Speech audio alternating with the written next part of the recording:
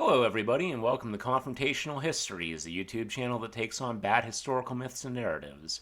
In my last couple of videos, I had talked about how I had some ideas for some video topics, but because of the speed that everything was moving at, with these topics had contemporary relevance. Things were just blown by me before I really could even get the thoughts together. And so the next few videos are going to be focused on these topics that I wanted to cover before, and they're going to be a little bit shorter, and there's going to be a common thread that runs through them, which is that we've always been like this. And now I want to clarify that when I say that we've always been like this, it is not to trivialize the urgency of the problems that we face right now. It's more to point out that people have not learned from our history. They have not been taught the correct lessons from our history. And prevalent narratives revolving around the past have been used in a lot of ways to excuse bad actions today. Hurtful actions, harmful actions, inhumanitarian actions, stuff like that. And so the first one that I want to start out with here, as the title would suggest, is the question around myths of presidential disability. And this, of course, is related to our former president, Joe Biden. Now, if you know anything from my channel is from having listened to previous videos, my biggest critique of President Biden is that he was not left-wing enough. So if you're coming for, some sort of like pro-Trumpist video, you're not going to find it here. But if you can hang around and, excuse the politics and you want to learn something anyway, or if you agree with, my political angle, then please stick around. Also, please like, subscribe, and ring the bell for notifications if you like the channel and like this video.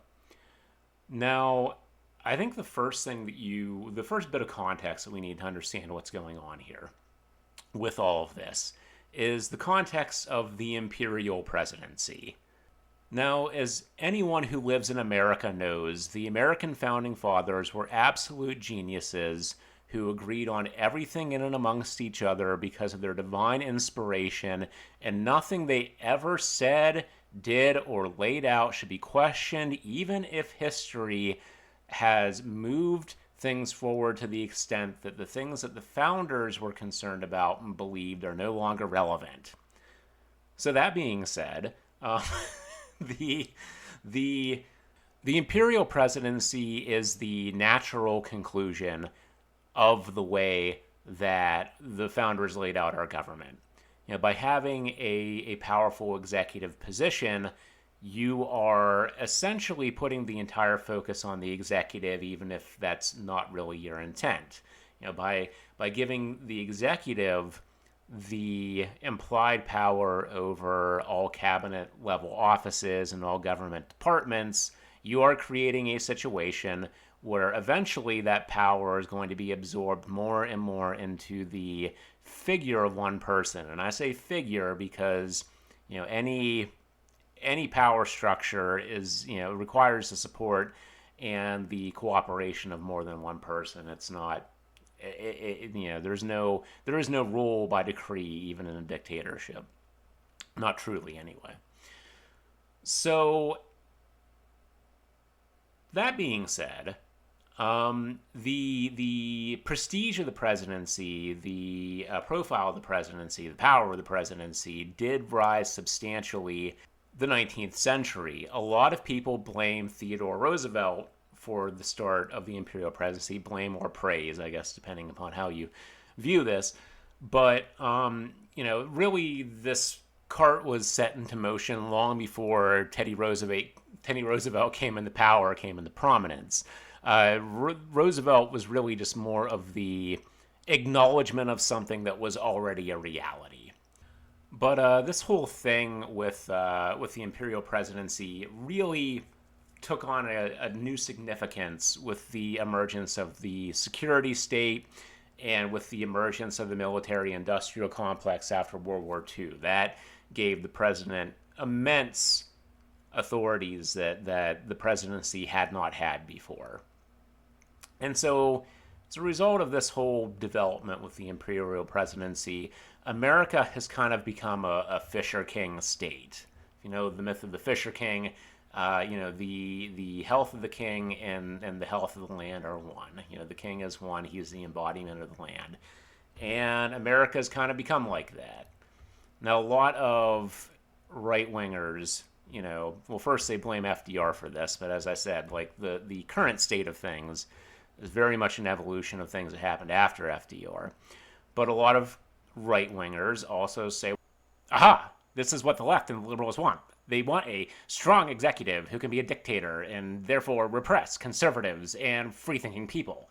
And it's like, okay, first of all, most leftists are very, in America anyway, are very strongly opposed to the idea of an imperial executive, especially after 9/11 and the War on Terror, because we have now seen what becomes of that. And so we most leftists are against it. Granted, a lot of liberals like the imperial presidency, but they don't like it because of the power it confers. They like it because they're West Wing pilled. They like everything about the imperial presidency except actually doing things. So yeah, it is a. So it's a falsehood to say that this is like an outgrowth of liberalism or leftism or whatever. Or this is what liberalism the left wanted, especially now that a lot of people who've been saying that for the last 50 years are taking full advantage of the imperial presidency now that they have the ability to do so, in a way that liberals and leftists would never dream of doing.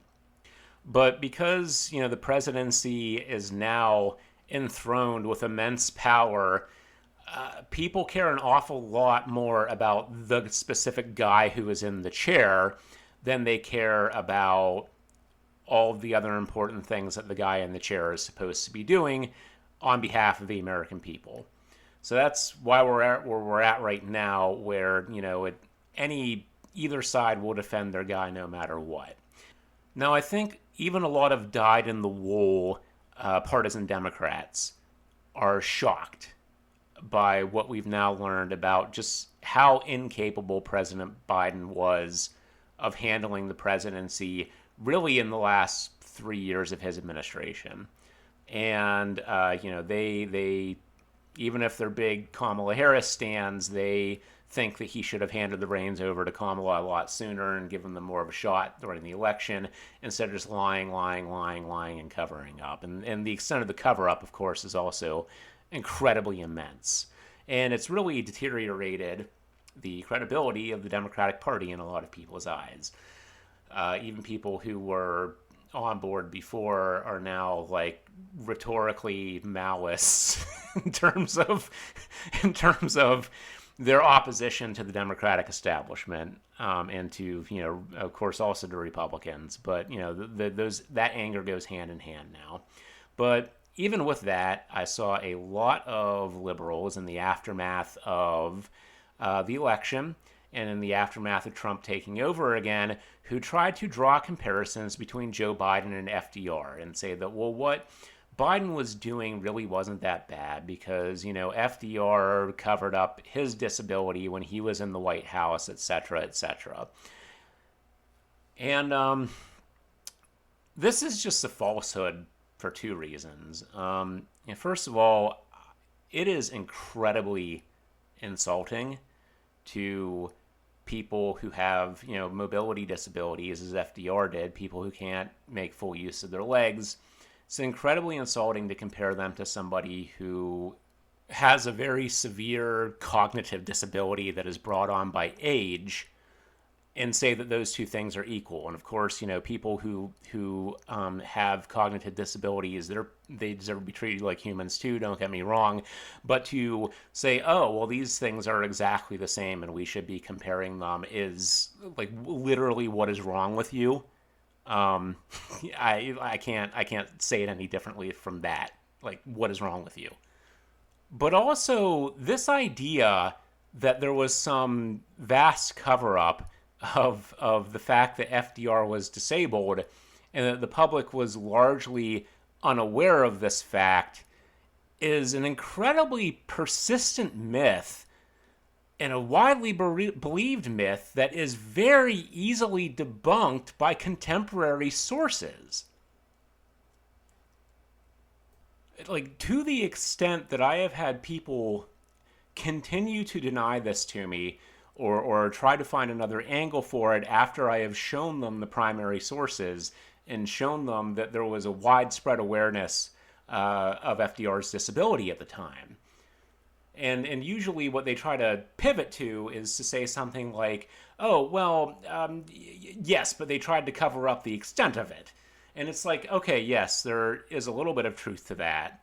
But, it's not uncommon for people to try to cover up the extent of their health problems. And also, on top of that, even if you go to like the 1944 campaign stop in New York City, the whole thing that they were trying to do there was assuage people's concerns about FDR's health. Because again, everybody knew that he had this disability. And so his standing in public, his leaning against the podiums, his appearances of walking in public, with the help of a cane or with the help of an aide, all of this stuff was being done to say, like, yes, I have this disability, but I am still up to the challenge here. Physically, I am up to the challenge of being president. And again, if you look at these sources that I'm showing here right now, people as early as 32, people across America were aware that FDR used a wheelchair at home. They knew about what was going on with his health. So really the question here now is, number one, why was this myth started? Why did people start believing this? Why is this so widely accepted by people on both sides of the political spectrum? But also, why is it so difficult an idea to disabuse people of? And to answer that second question first, I think part of it for some folks has a lot to do with like this, telling them that actually in reality America had no problem having a president with a disability is kind of triggering in a way. Because it goes against a lot of the conceptions that they have about like what this country is. And this can go in either a leftward or a rightward direction with this particular point. But I think for a lot of folks, they have a hard time imagining that there was ever a society that the general public didn't really care about this. That it was not something that would be immediately disqualifying for somebody to be president, that they had a very obvious disability. And, this is something I keep going back to, and I kind of referenced it earlier. I don't think people quite understand how much the Cold War changed American society. If you look at, prior to the Cold War, prior to World War II, the vision of America, the popular icon that embodied America was a woman. America had feminine qualities. This was widely understood, and in pre-war society where people lived in neighborhoods, they lived in tight-knit communities, it was kind of understood that people should take care of each other, and people had more understanding. Now, don't get me wrong, lots of terrible things were done to people who had disabilities, particularly people who had certain mental and emotional disabilities. The homes that were set up to, quote unquote, care for people were awful in a lot of cases. But, in general, you still had that community atmosphere and the idea that we take care of each other. People were a lot less concerned about otherization within their own community. There was lots of otherization going on outside of, people's own communities, but, people were a lot less concerned with otherization trying to otherize people within their own communities, and were more concerned with how do we all get through this together. And post-war growth destroyed a lot of that. Suburbanization destroyed a lot of that. People become more atomized. There's a lot less concern for community with the growth of suburbia and with the exodus to the suburbs. And also the kind of characterization of American masculinity changed an awful lot because, damn, we needed to fight the commies and we needed to fight the godless commies, and the only people who could fight godless commies were strong, silent Gary Cooper types.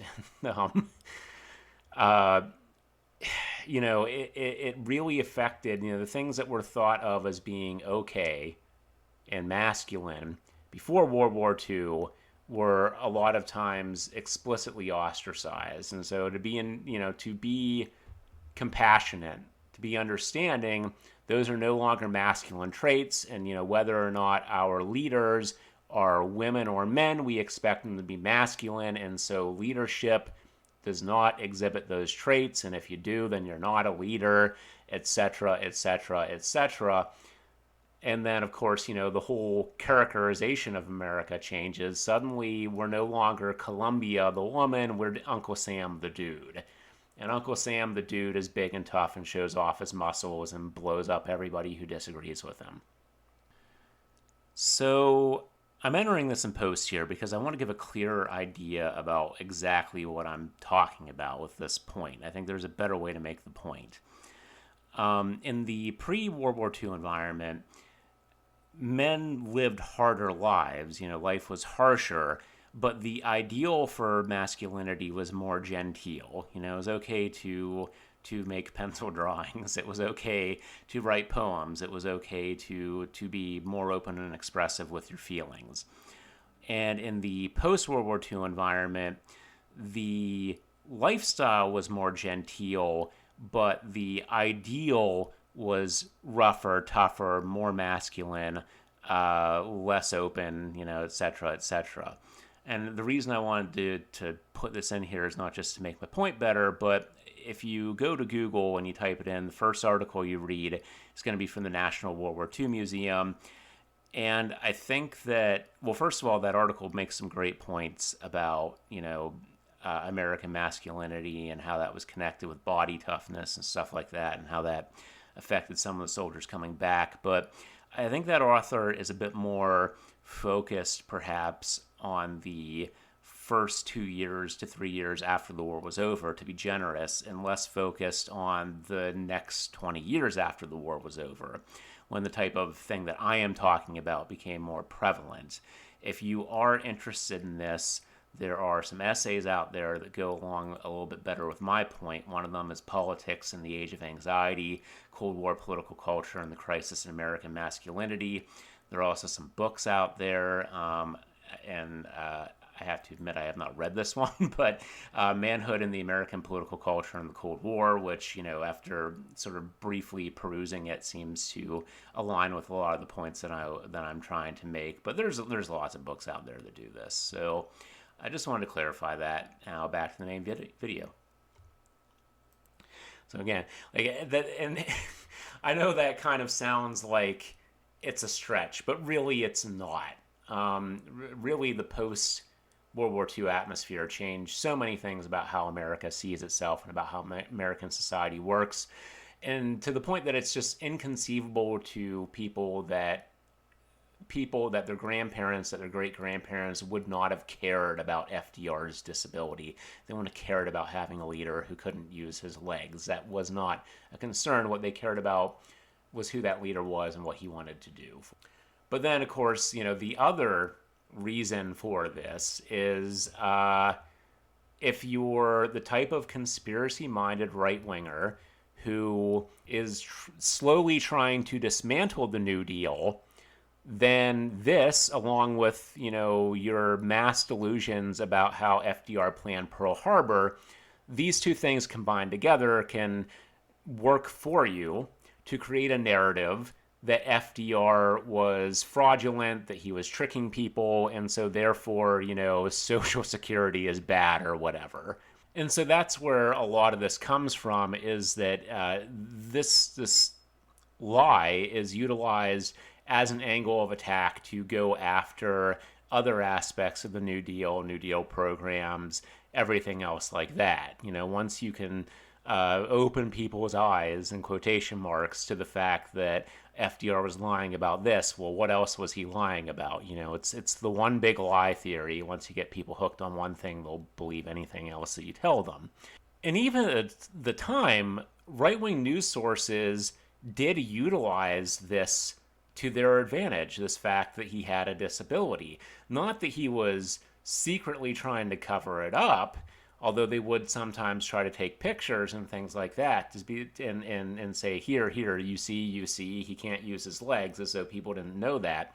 But really, it was more used as a point by them to show that the president was weak. Because, conservatives have not changed that much. In terms of the conservative mindset, the traditionalist mindset, their basic fundamental world belief is that everybody is as cruel as they are.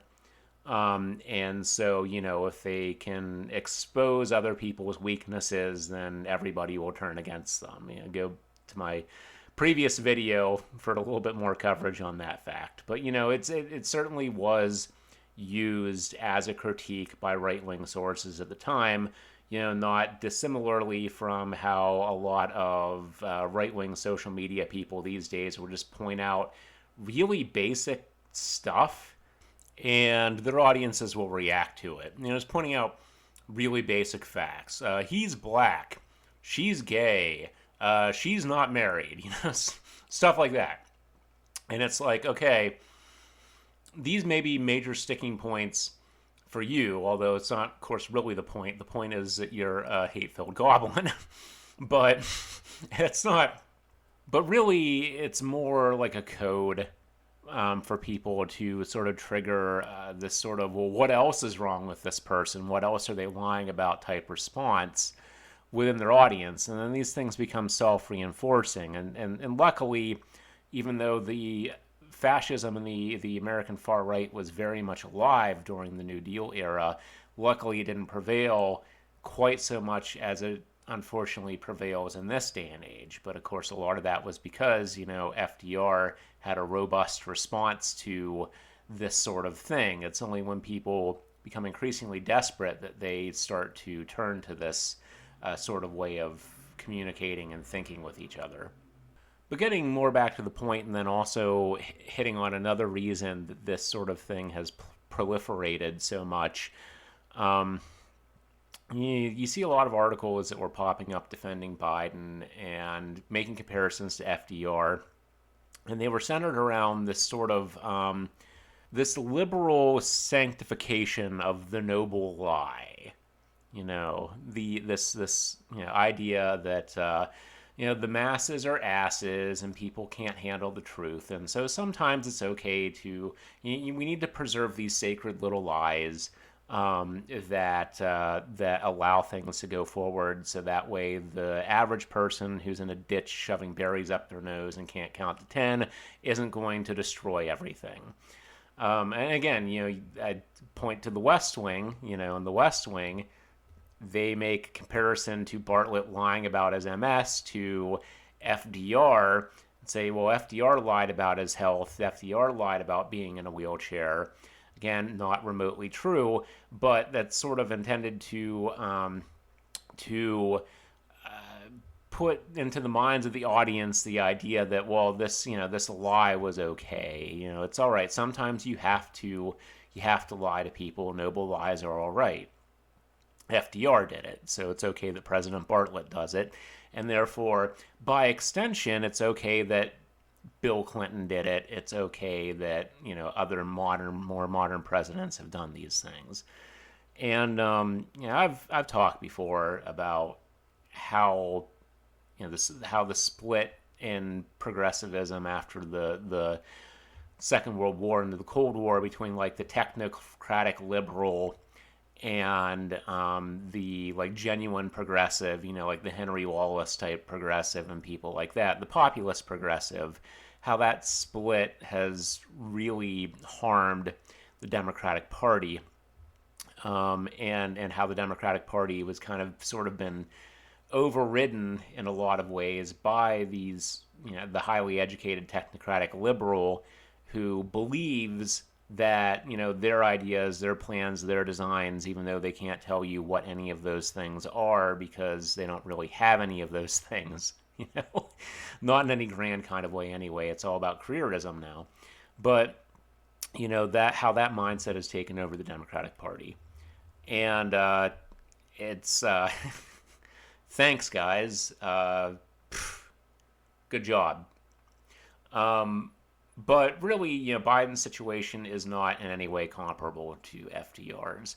If you want more of a comparison, I would say that Biden's situation was more comparable to that of Woodrow Wilson or John F. Kennedy. Wilson and Kennedy are two presidents that we now know were similarly incredibly incapacitated for large, vast stretches of their presidency. Wilson's case, he had his stroke, and his wife Edith was functionally the president for the last year and a half of his administration. And it's funny that this has now been retold as some sort of girl boss moment, when in reality, and like, don't get me wrong, I women in power don't bother me. And you know what else doesn't bother me? Feminine women in power. Going back to that thing that I said about how we demand our women be as toxically masculine as our men when they're in power. But that's besides the point. So, but this is retold as some sort of girl boss moment, when in reality it was an incredible fraud that was perpetuated upon the American people. And it's a story of a president who was not willing to step down in order to get some of his most important agenda items passed.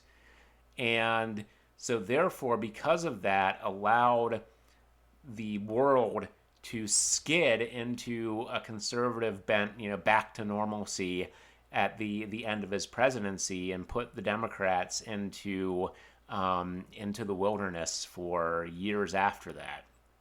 All because he wouldn't step down, and so his wife was functionally acting as president, but only had the ability to sign his names.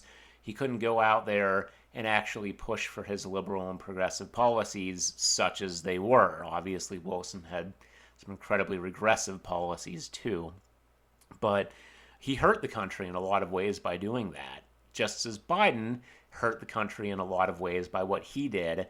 And if I don't want to be alarmist, but obviously Republicans are doing everything that they can to ensure that Democrats never get back into power, ever, even though Trump administration is incredibly unpopular right now. And Democrats seem to be doing everything in their power to make sure that they don't ever get back into power too. So, Christ. But anyway, but then you have JFK as another model. And as we now know, JFK was hammered on a concoction of painkillers and alcohol for a huge proportion of his presidency. Since why, during parts of the Cuban Missile Crisis, during times when things could have gone very wrong, he was functionally incapacitated. Now, in his case, he had an administration around him that could run things in his absence, but even then, there's going to come to be a time when you're going to need the person in the room to actually make the decision. And a lot of times, he was not mentally or physically there for that.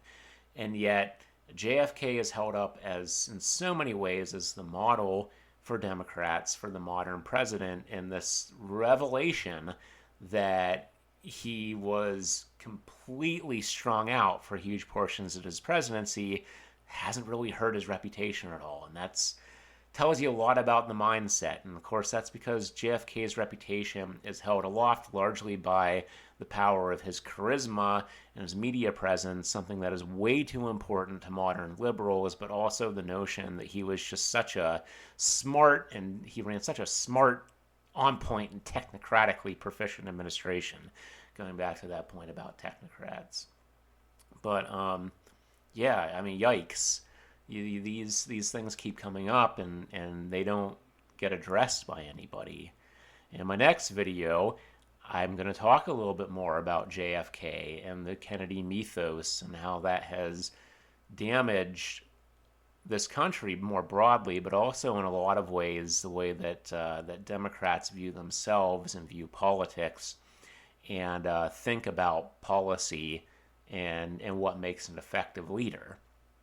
So, in a tight 30 minutes, that is the video, folks. Please, again, like, subscribe, and ring the bell for notifications if you enjoyed this. As I just alluded to, I have more videos coming out. I also have two major projects that I'm working on.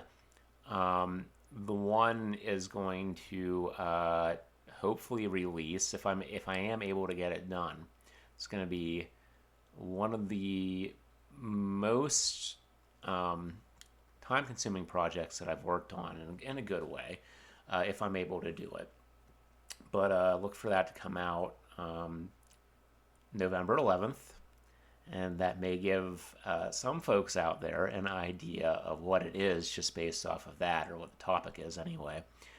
But I'm working on it, and I'm getting it out there. In the meantime, I am going to get a couple of other videos out there. But thank you for listening, everybody. I appreciate you, and have a good day, everybody. Take care. And stop lying to people.